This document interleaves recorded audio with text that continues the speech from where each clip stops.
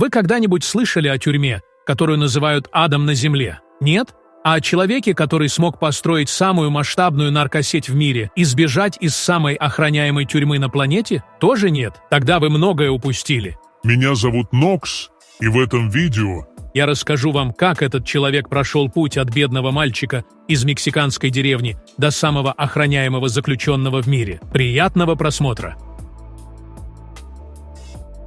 Эль Чапо, настоящее имя которого Хоакин Гусман Лоэра, появился на свет в маленькой деревне Бадиро-Гуато, расположенной в мексиканском штате Синалоа. Он вырос в бедной семье, где царила нищета и насилие. Его отец, будучи жестоким человеком, занимался выращиванием и продажей марихуаны. Это и определило будущее мальчика. Хоакин рано понял, что честным трудом в таких условиях выжить практически невозможно. В подростковом возрасте он был изгнан из дома отцом и вынужден был самостоятельно заботиться о своем выживании. У него практически не было выбора. Он присоединился к семейному делу и тоже начал выращивать. Уже к 15 годам Хоакин успел создать свою собственную плантацию и получить прозвище Эль Чапо, что в переводе с мексиканского сленга означает «коротышка». Его рост составлял всего 5,5 футов, но этот человек доказал всему миру, что маленький рост не помеха для больших амбиций. С раннего возраста Гусман демонстрировал не только стремление к власти,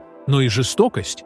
Он не терпел промедлений и ошибок. Говорят, что тех, кто не выполнял его приказы или задерживал поставки, он убивал на месте. К концу 70-х годов Эль Чапо уже работал на известного наркобарона Гектора Пальму, прозванного «блондином». Именно тогда он начал заниматься координацией перевозок наркотиков через штат Синалоа в сторону границы с США. За свои организаторские способности и жестокость он быстро завоевал уважение и страх в криминальных кругах.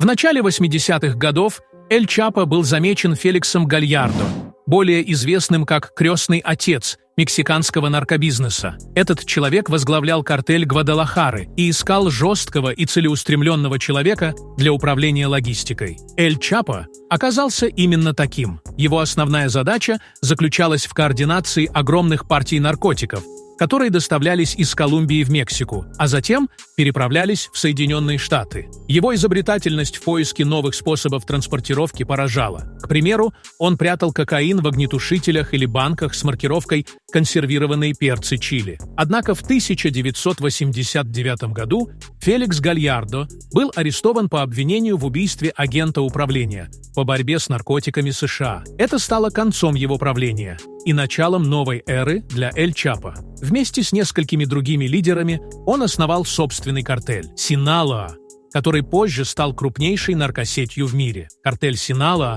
быстро расширил свою деятельность, охватив 5 континентов и почти 50 стран. Они поставляли кокаин, метамфетамин, героин, экстази и марихуану, используя сложнейшую логистику. Эль Чапо применял самые изощренные методы доставки, и это позволило ему создать империю, которая казалась неуязвимой. Но с ростом его власти росли и его враги. На горизонте появились конкуренты, и борьба за территорию становилась все более ожесточенной.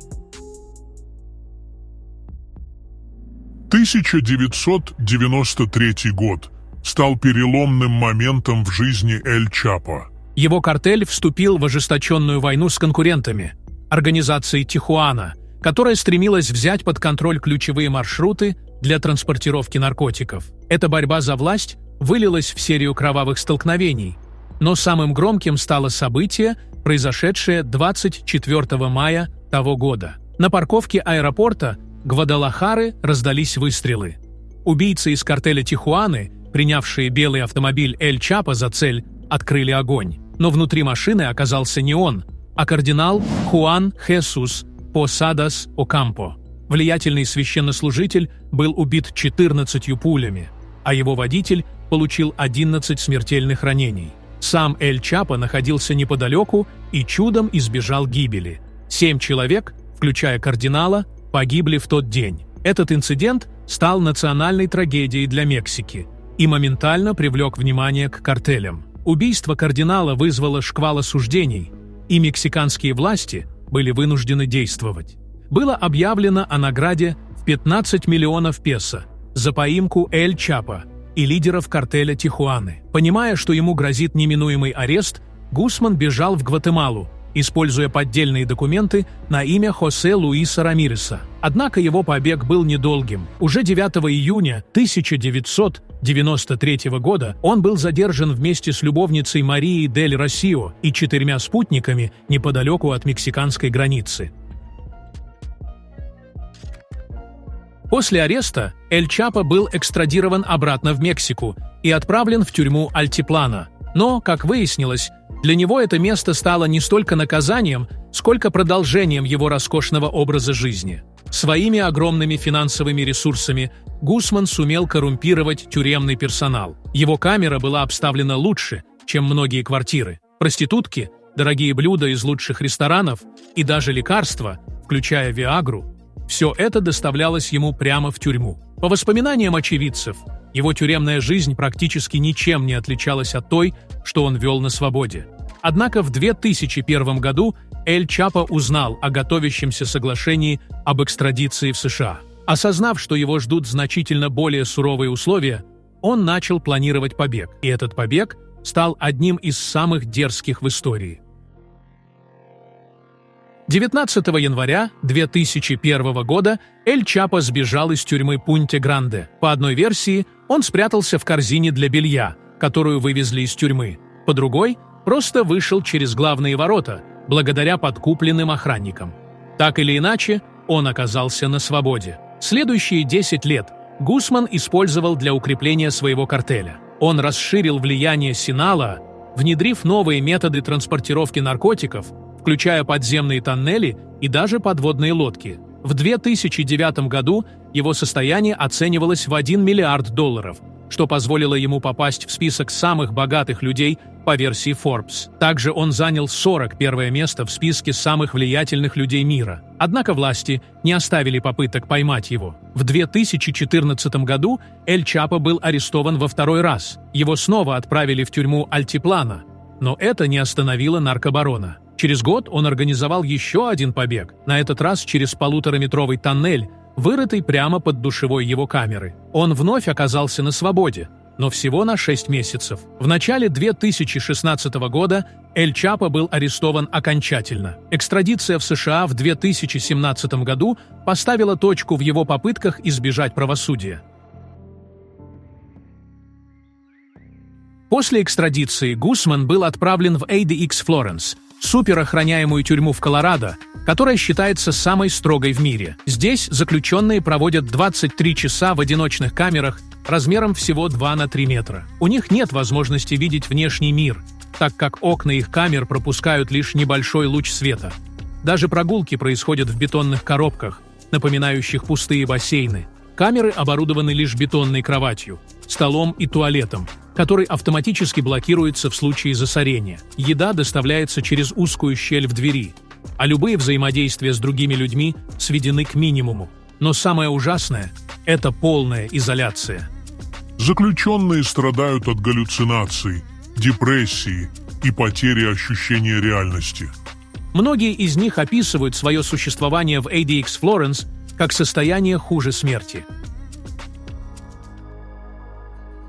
ADX Флоренс – это тюрьма, где наказание выходит за рамки физических условий. Психологическое давление здесь столь велико, что заключенные теряют связь с реальностью. Сутки за сутками они остаются в полной изоляции. Единственные звуки, которые они слышат, это собственное дыхание или отдаленные шаги охранников.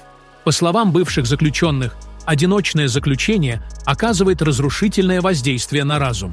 Пример тому – история Джека Пауэрса, который, находясь в полной изоляции, начал терять рассудок. В приступе безумия он отрезал себе мочки ушей, прокусил палец и попытался заразить свой мозг бактериями, вводя себе зараженную жидкость. Такие случаи не единичны. Amnesty International в 2014 году опубликовала доклад, в котором говорится, что заключенные ADX Флоренс нередко проводят дни без общения с другими людьми. Это приводит к глубокой депрессии, паническим атакам и даже галлюцинациям. Именно в этих условиях оказался Эль Чапо. Человек, который привык командовать армиями и держать под контролем целые континенты, теперь проводит 23 часа в сутки в бетонной клетке, а единственным развлечением для него служит крошечный телевизор, транслирующий образовательные и религиозные программы.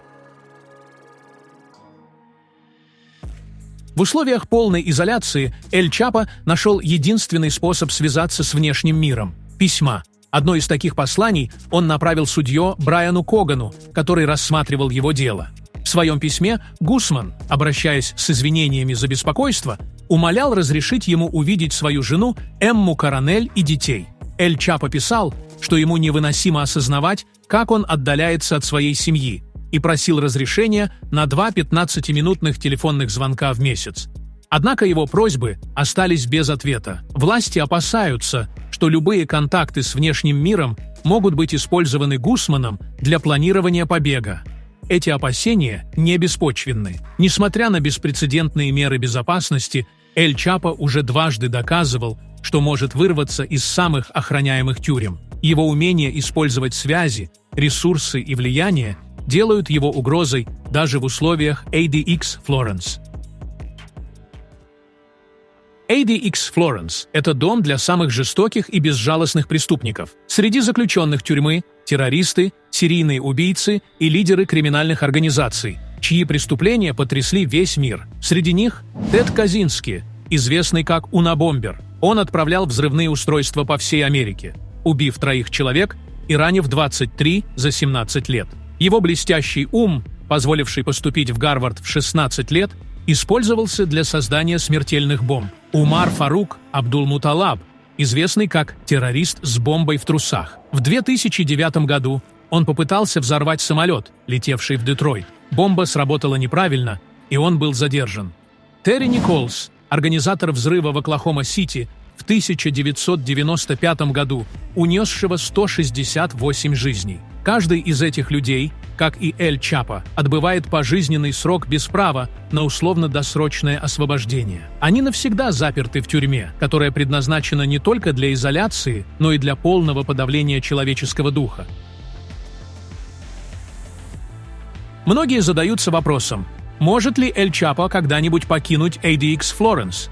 Теоретически это возможно. Если заключенный демонстрирует хорошее поведение на протяжении длительного времени, его могут перевести в менее строгую тюрьму. Однако в случае Гусмана это маловероятно. Его история побегов и влияние, которое он сохраняет даже за решеткой, делают его одним из самых опасных заключенных. Скорее всего, Эль Чапо проведет остаток своих дней в бетонной клетке, размышляя о своей империи, которая когда-то охватывала весь мир. Его судьба – это не только конец одного из самых известных наркобаронских правлений, но и предупреждение для тех, кто пытается следовать его путем. Если вам интересны такие видео, обязательно подписывайтесь. А если вам нужна работа, вы умеете писать сценарии, владеете навыками монтажа или озвучки, то у вас есть возможность попасть в нашу команду. Пишите в наш Telegram-бот, ссылка в описании. До новых встреч!